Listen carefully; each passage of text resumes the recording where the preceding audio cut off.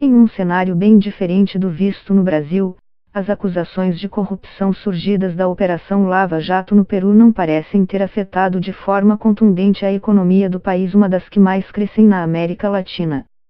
Na quarta-feira, desdobramentos da operação em território peruano tiveram um momento marcante com o suicídio do ex-presidente Alan Garcia, quando a polícia tentava prendê-lo.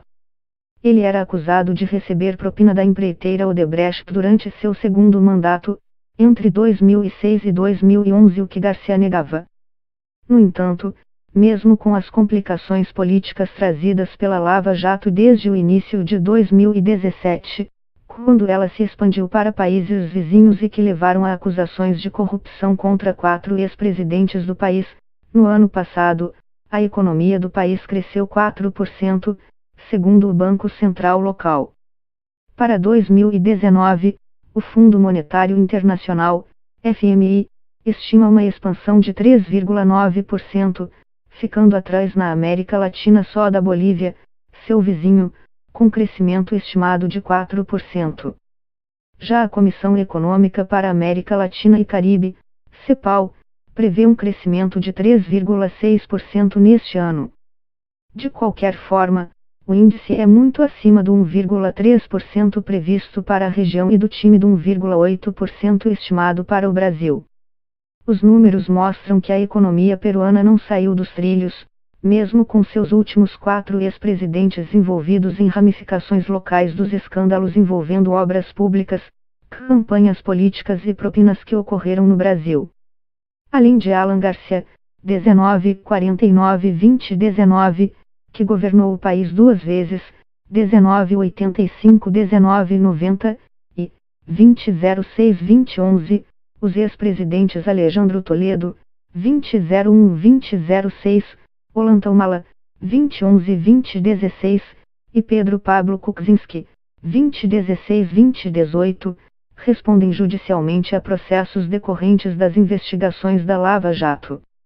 Uma das principais líderes da oposição, Keiko Fujimori, filha do ex-presidente Alberto Fujimori, também foi acusada de receber irregularmente dinheiro da Odebrecht para suas campanhas políticas. Entrevistados apontaram como uma das razões para a trajetória ininterrupta de crescimento o fato de que Toledo, Garcia, Humala e Kuczynski terem mantido os principais pilares econômicos do país: abertura do mercado, ambiente de previsibilidade para investimentos estrangeiros, livre comércio, inflação e gastos baixos. País com cerca de 32 milhões de habitantes e produto interno bruto, PIB, de cerca de 211 bilhões de dólares, segundo dados oficiais, o Peru diversificou sua lista de exportações nos últimos anos.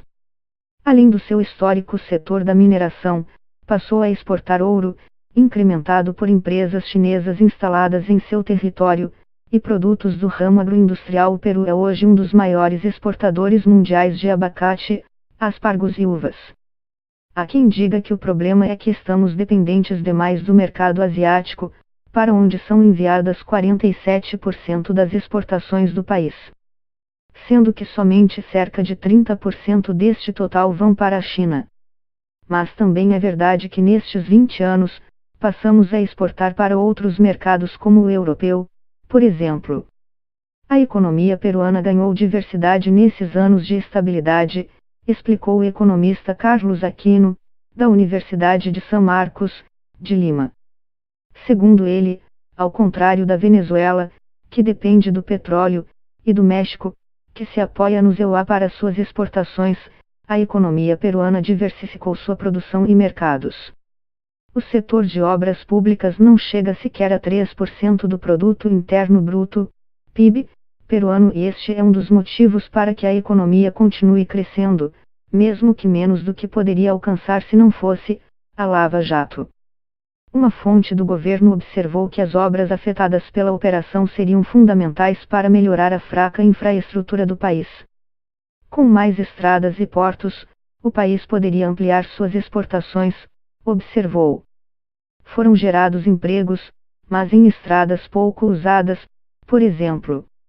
Agora, com as investigações, algumas obras foram paralisadas e o processo de licitações ficou mais complexo, o que estancou o investimento público e as associações público-privadas na área de infraestrutura. Para ele, naturalmente este freio tem consequências econômica e social.